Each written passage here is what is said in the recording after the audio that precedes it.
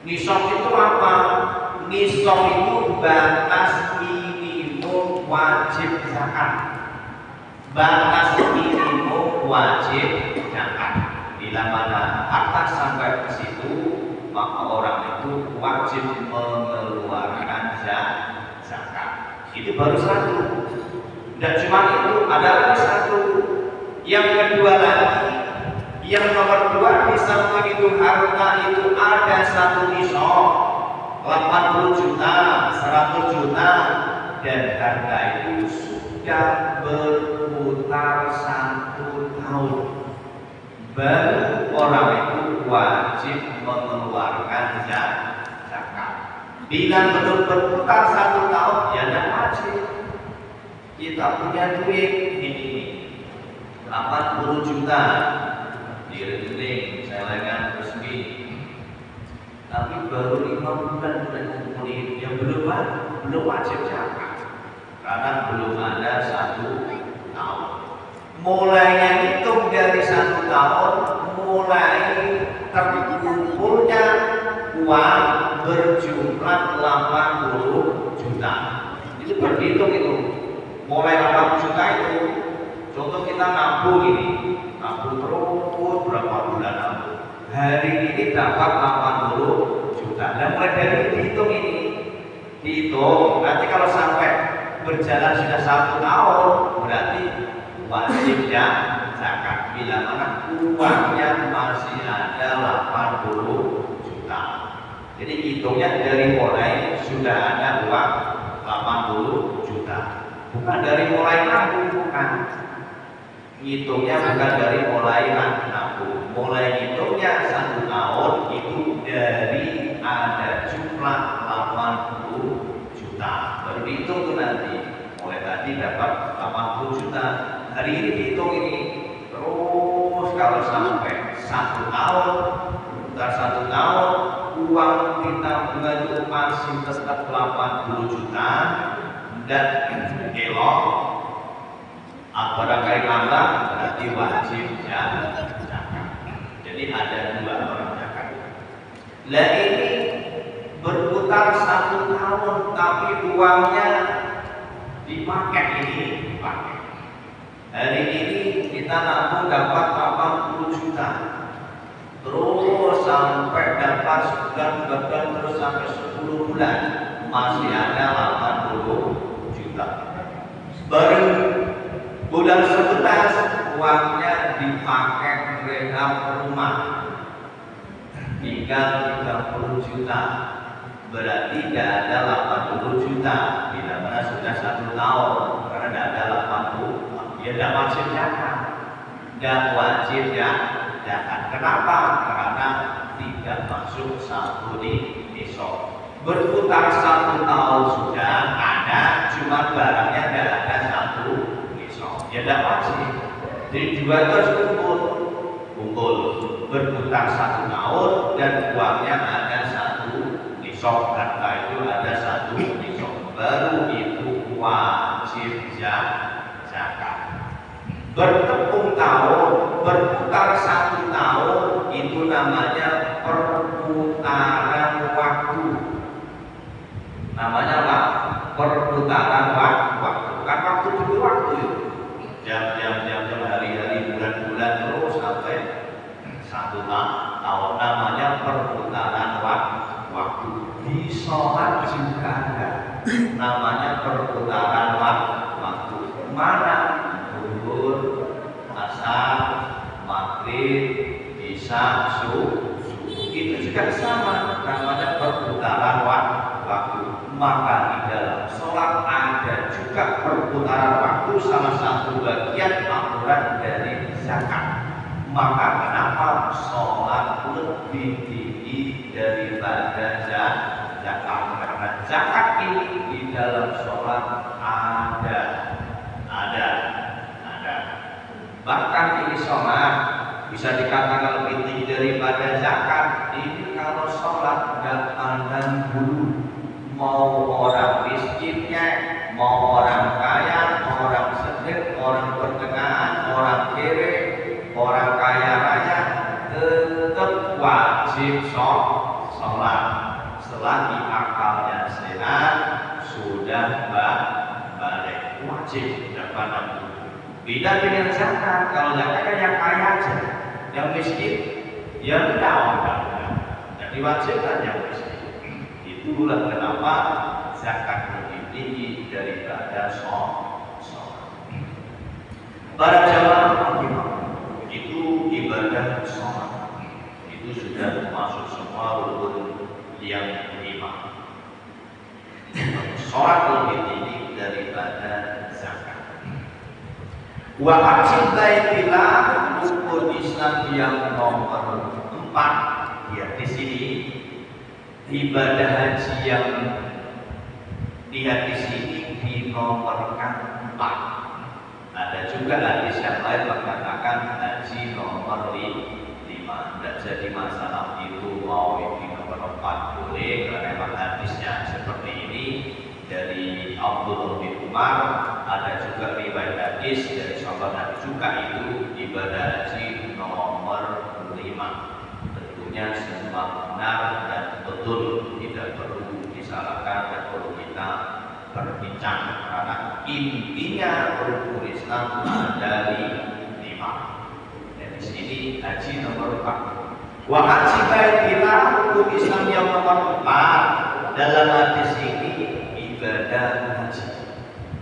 Ibadah haji. Dan ibadah haji ini nek bilang masalah ketinggian amal tetap masih tinggi sholat. Haji masih tinggi sholat. Kok bisa? Haji kan ada tawafnya, ngelilingin Ka'bah, muterin Ka'bah. Di sholat kan ada. Di dalam sholat juga ada. Mana niat sholat yang sering kita baca? Sholli fardhu isyai arba'a raka'atin mustaqbilal Ka'bati atau mustaqbilal qiblat. Itu ada juga Ka'bah. Ada. Maka kenapa sholat lebih tinggi daripada haji? Karena haji di dalam suatu juga ada. Dia bahkan tiap waktu kita baca dalam niat itu.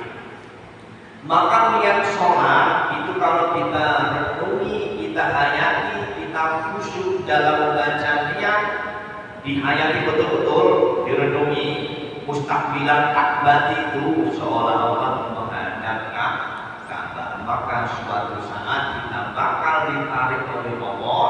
Suatu waktu kita bakal ditarik oleh Allah, bisa melihat Ka'bah aslinya. Ka'bah aslinya bisa gede, Ka'bah aslinya. Ya, itu dari sholat misalnya di tempat bisa. Itu ibadah haji. Lebih tinggi daripada sholat. Perbedaannya jelas. Kalau ibadah haji ini khusus. Orang muslim pun khusus, dan semua orang muslim. Khusus gimana nih maksudnya? Yang dikhususkan ibadah haji orang muslim ini, yang diperintah, yang disuruh orang yang mampu saja. Yang tidak mampu tidak diperintah. Tidak diperintah. Orang yang miskin tidak mampu tidak diperintah. Orang yang kaya yang mampu saja, baru itu ada perintah harus ibadah haji.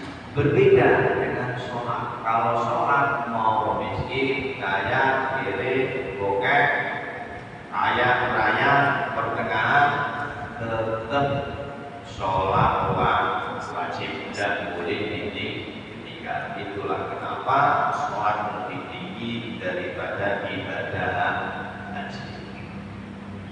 Para jamaah rukun yang keempat, rukun Islam yang kelima yaitu puasa Ramadan. Puasa Ramadan ini juga sama. Puasa Ramadan lebih tinggi daripada sholat. Masih tinggi sholat. Kenapa? Di dalam sholat ada juga juga puasa. Mana ada puasa makan tidak boleh, sama di sholat makan boleh? Tidak boleh. Puasa kan tidak boleh minum, sama di sholat tidak boleh minum. Puasa tidak boleh kumpul, sama sholat pun tidak boleh kumpul. Bedanya puasa boleh ngobrol, sholat mana boleh ngobrol. Puasa boleh jalan-jalan sore, kalau sholat tidak boleh. Itulah kenapa sholat lebih tinggi daripada puasa. Berbeda. Karena aturan itu lebih detail, lebih banyak daripada puasa. Masih banyak sholat. Para jamaah rahimah, kembali ke Baitul Haji.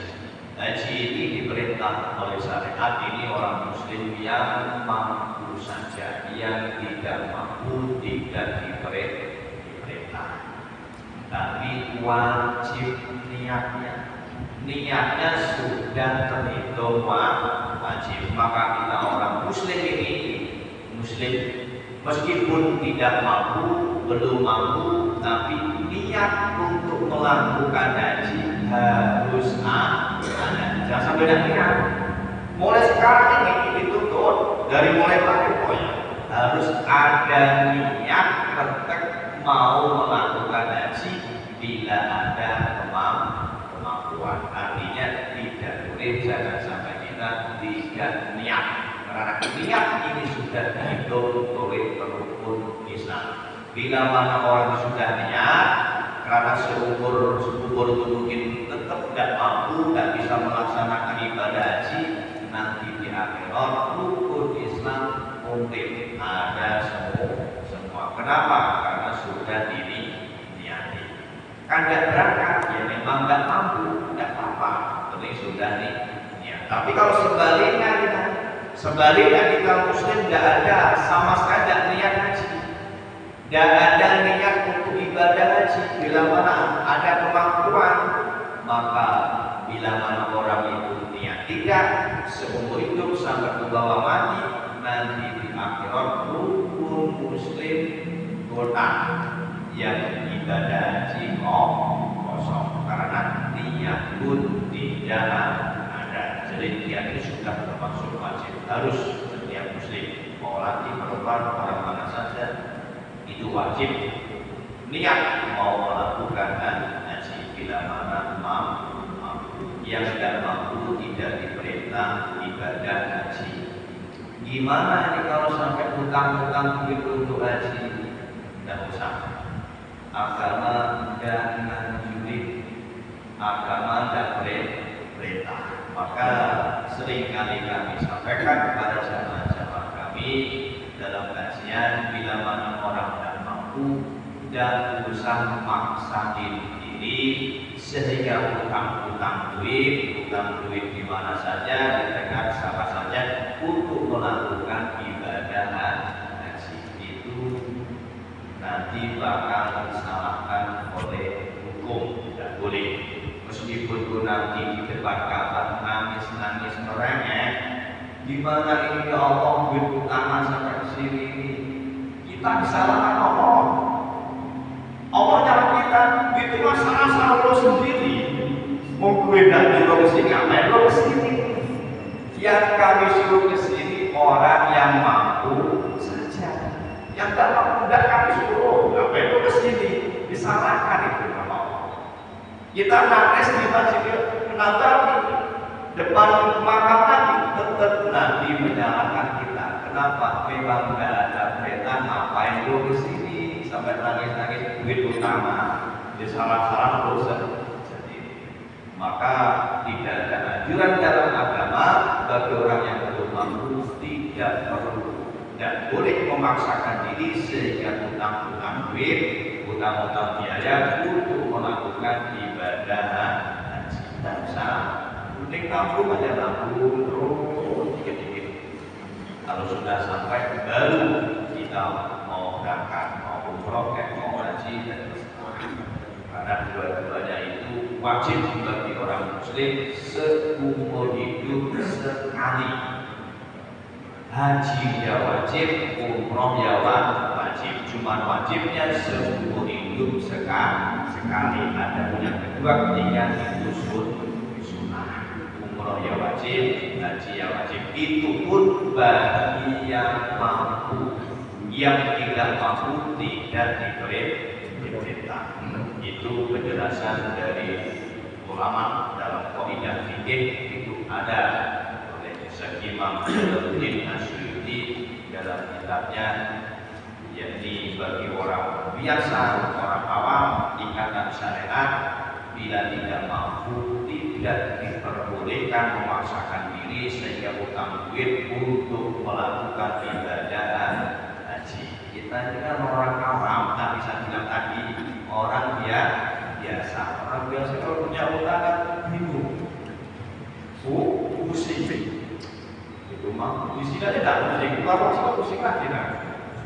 Karena mikirin utang itu berbeda dengan orang yang kelas ke atas. Kalau orang sudah tingkatan hakikat tidak bentuknya apa, musibah apapun dan susahnya apa, terus kita jangan catatan sakit kepalanya kita pusing bingung, itu lebih dari kita orang awam. Yang harus kita mengikuti ajaran syariat orang awam. Mana yang diajarkan oleh syariat yang kita ikuti. Kalau syariat mengatakan tidak usah, tidak usah. Dan kecuali kalau memang tingkatan orang sudah tingkatan tinggi, kelasnya kelas hakikat, malah berbeda lagi, itu berbeda dengan kita karena cara ibadah pun berbeda. Para jamaah rahimakumullah, itulah kajian pada kesempatan ini, pengawalan kajian rutin ini kita awali dengan kajian ilmu tauhid yang menjelaskan tentang rukun Islam yang jumlahnya ada 5, dan mudah-mudahan ini bagi kita semua bisa mengamalkan semua 1, 2, 3 sampai 5, terutama yang haji. Karena haji ini bagi orang yang punya ongkos, punya biaya, dan mudah-mudahan kita dimudahkan oleh Allah sehingga bisa mendatangi ke Baitullah. Amin.